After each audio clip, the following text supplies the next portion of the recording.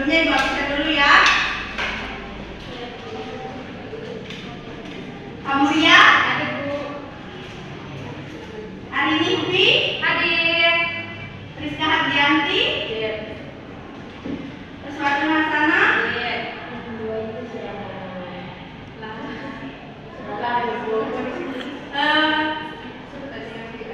Rizkia, Dwi. Sebelum kita belajar untuk lebih meningkatkan semangat supaya nggak ngantuk, kalau gini ya, nanti kalau ibu kita main game dulu, namanya ibu berkata. Ada yang tahu? Nah. Nanti kalau keluarnya itu ibu berkata ya. Kalau ibu bilang ibu berkata angkat tangan kanan, berarti angkat tangan kanan. Kalau ibu nggak bilang ibu berkata, berarti nggak bisa ya. Ngerti? Kita mulai ya. Ibu berkata angkat tangan kanan. Ya, bagus. Fokus ya semuanya. Angkat tangan kiri. Hai, jago.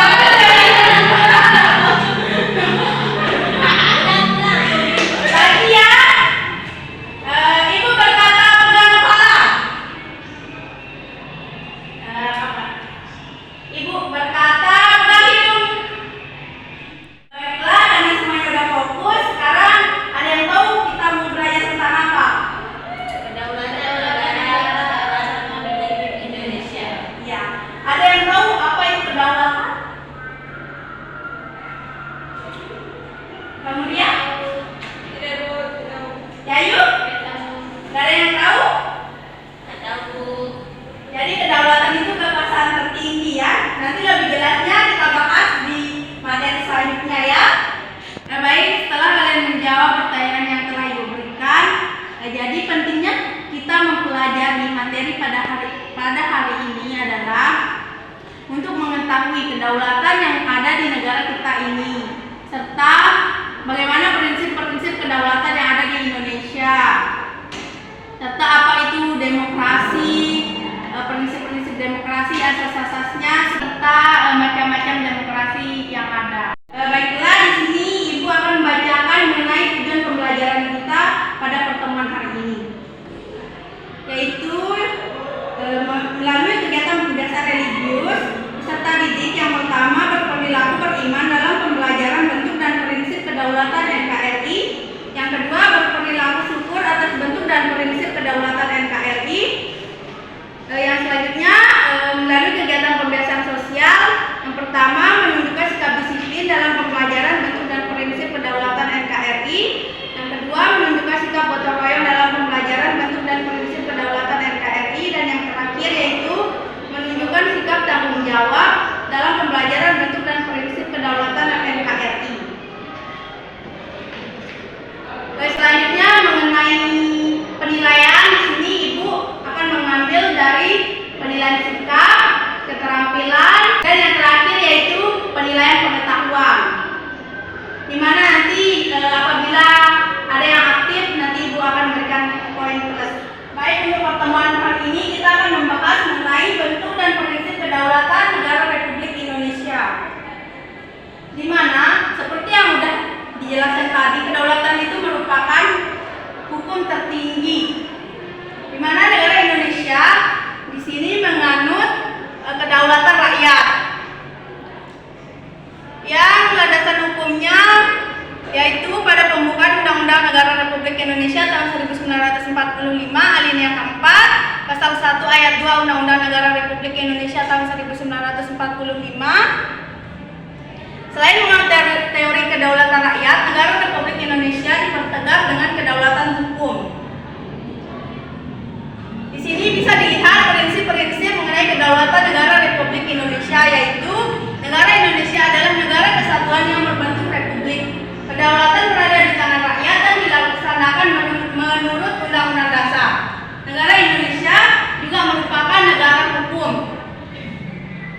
Presiden tidak dapat membekukan dan atau membubarkan Dewan Perwakilan Rakyat. Menteri-menteri diangkat dan diberhentikan oleh Presiden. MPR hanya dapat memberhentikan Presiden dan atau Wakil Presiden dalam masa jabatannya menurut Undang-Undang Dasar. Jadi setelah Ibu menjelaskan materi tadi,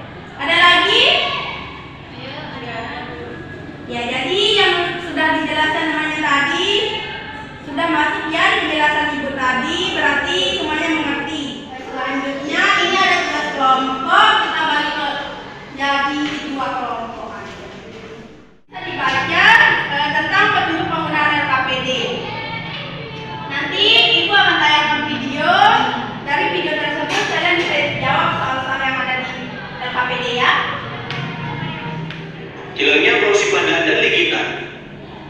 Seperti yang kita ketahui, Pulau Sipadan dan Ligitan ini terletak di Selat Makassar. Tapi, mengapa pulau tersebut terlepas dari tangan Indonesia ya? Sejarahnya, pulau ini merupakan wilayah kesatuan Republik Indonesia dan menjadi sengketa wilayah antara Indonesia dan Malaysia. Perselisihan dimulai pada tahun 1969 dan sebagian besar diselesaikan oleh Mahkamah Internasional. Namun, karena lemahnya argumentasi hukum Indonesia, pulau ini serta Pulau Sipadan diputuskan menjadi wilayah Malaysia pada tanggal 17 Desember tahun 2002. Kronologi persengketaan antara Indonesia dengan Malaysia. Ada yang tidak dipahami membantu menonton videonya dulu kalian. Jelas kan pertanyaannya? Jelas. Kelompok 2 bagaimana? Satu. Bagi video. Ya.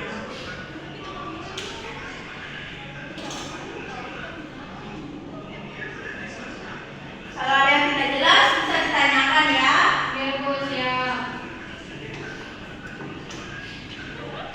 Sudah Bu, kelompok 2 nggak tahu Bu, tapi udah selesai belum? Kelompok 2 gimana? Sudah. Sekarang kita presentasi, mau kelompok 1 dulu atau kelompok 2? Kelompok satu, dua ada. Satu dulu udah nggak apa-apa. Atau perwakilan langsung kelompok 1 2? Ya, boleh. Bukan kelompok 1 atau 2? Kelompok satu aja, Bu. Ya udah silakan langsung ya. Jadi pengamatan hasil video, dari hasil diskusi yang kami lakukan dari kelompok 1, maka kami akan mempresentasikannya dengan pertanyaan-pertanyaan yang ada dalam RKPD ini dan terkait dalam video yang sudah dikirimkan tadi. Yang pertama, apa yang melatar belakangi sengketa Pulau Sipadan dan Ligitan antara pemerintah Indonesia dengan pemerintah Malaysia? Kemudian bahwa persengketaan antara Indonesia dan Malaysia ini mencuat pada tahun 1969 dan meningkat pada tahun 1991. Akan tetapi latar belakang mengenai perselisihan antara Malaysia dan Indonesia ini dalam Pulau Sipadan dan Ligitan ini karena apa namanya itu negara Malaysia sudah membangun suatu pariwisata di sana. Nah, hal itulah yang membuat salah satu yang melatar belakangi bahwa Pulau Sipadan dan Ligitan ini ada di negara Malaysia. Kemudian yang kedua, langkah-langkah konkret apa yang telah dilakukan pemerintah Indonesia dalam mengatasi kasus tersebut, yang dimana pemerintah Indonesia maupun pemerintah Malaysia itu menyelesaikan sengketa antara Pulau Sipadan dan Ligitan itu ke Mahkamah Internasional. Yang ketiga, mengapa Indonesia kalah dari Malaysia dalam kepemilikan Pulau Sipadan itu? Seperti yang sudah dijelaskan tadi, pertanyaan yang nomor 1 itu juga bisa mewakilkan bahwa yang melatar belakangi dan ataupun yang mengalahkan Indonesia dari Kepulauan Sipadan dan Ligitan itu dikarenakan bahwa Malaysia yang terlebih dahulu membangun satu pariwisata itu, dan juga Indonesia kalah dari Malaysia itu karena kurangnya argumentasi hukum Indonesia serta pemerintahan Inggris lebih dahulu menjajah negara Malaysia itu. Dan terakhir, buat kawasan konkret agar wilayah negara kesatuan Republik Indonesia tidak lepas dari negara lain atau tidak merupakan diri dari negara kesatuan Republik Indonesia. Yang dimana pemerintah Indonesia harus lebih memperhatikan wilayah-wilayah negaranya, terutama pulau-pulau kecil yang masih berada pada wilayah Indonesia, serta pemerintah Indonesia harus melakukan tindakan administrasi secara nyata terhadap wilayah yang dimilikinya. Jadi di sini juga Indonesia harus memperhatikan apa saja sih pulau-pulau yang ada dalam negara kita tersebut dan tidak mengucilkan ataupun menyepelekan pulau-pulau kecil itu, karena kita tidak tahu bahwa negara-negara yang lain itu menginginkan pulau-pulau tersebut. Sekian. Selanjutnya nomor 2 silakan. Baiklah, saya akan menyampaikan hasil kerja kelompok kami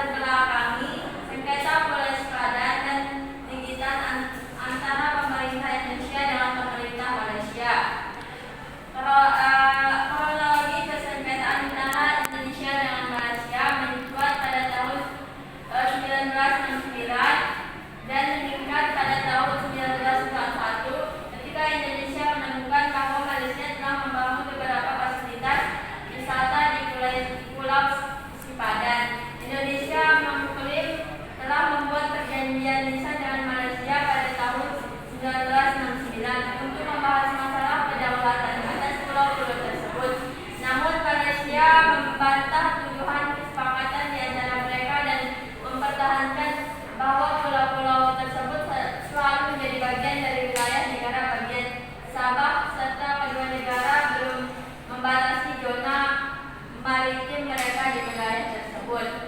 Yang kedua, langkah-langkah konkret apa yang telah dilakukan pemerintah Indonesia dalam mengatasi kasus tersebut. Langkah-langkah konkretnya adalah pemerintah Indonesia membawa masalah sengketa sipadan dan perizinan ke Mahkamah Internasional. Yang ketiga, mengapa Indonesia kalah dengan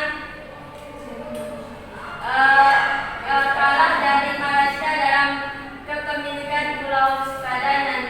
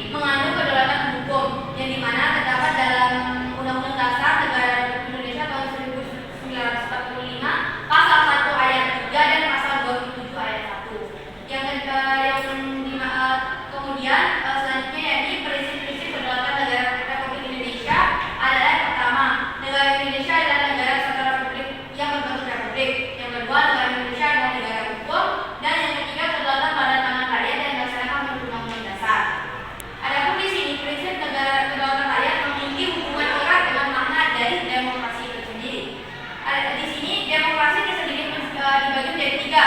Yang dimana pertama Demokrasi Pancasila, yang kedua Demokrasi